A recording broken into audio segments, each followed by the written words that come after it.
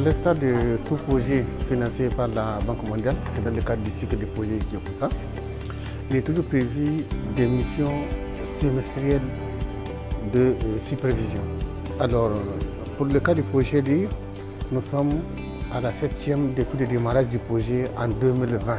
À l'instar de toutes les autres missions, c'est quoi?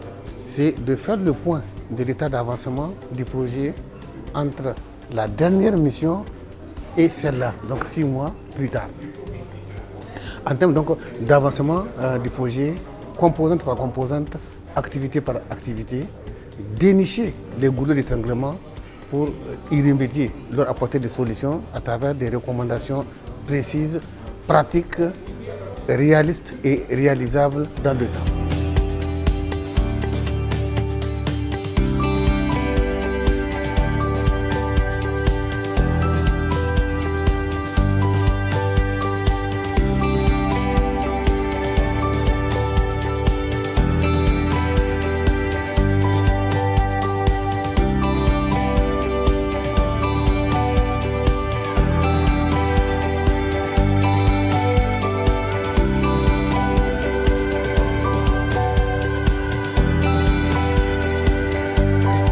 Surtout ce que je peux dire de très positif, c'est qu'on est très avancé sur la mise en œuvre de la phase pilote pour la construction de 700 salles de classe.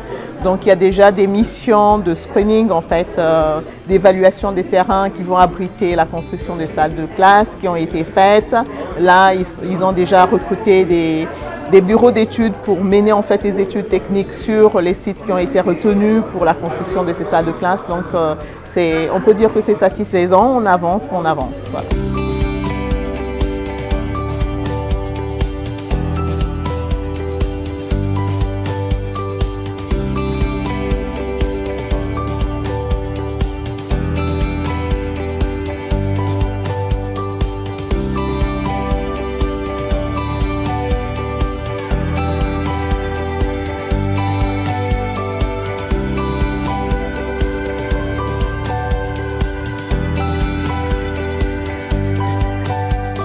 La prochaine mission de supervision aura lieu au mois de mai 2025, mais ça ne veut pas dire qu'entre-temps, on ne va pas travailler avec le ministère ou l'unité de coordination de projet. On continue à travailler pour atteindre en fait les actions qu'on va convenir durant cette mission. Donc à la fin de la mission, il y a toujours des actions qu'on convient et des recommandations qui sont formulées et qu'on doit suivre en fait sur les 3 mois qui suivent en fait la mission. Donc les perspectives, c'est qu'on souhaite que le projet puisse encore bien se dérouler, que les activités soient vraiment mises en œuvre, que les points de blocage soient vraiment levés pour permettre en fait une bonne réalisation de tout ce qu'on a convenu dans le cadre de ce projet pour améliorer l'apprentissage des enfants au Niger.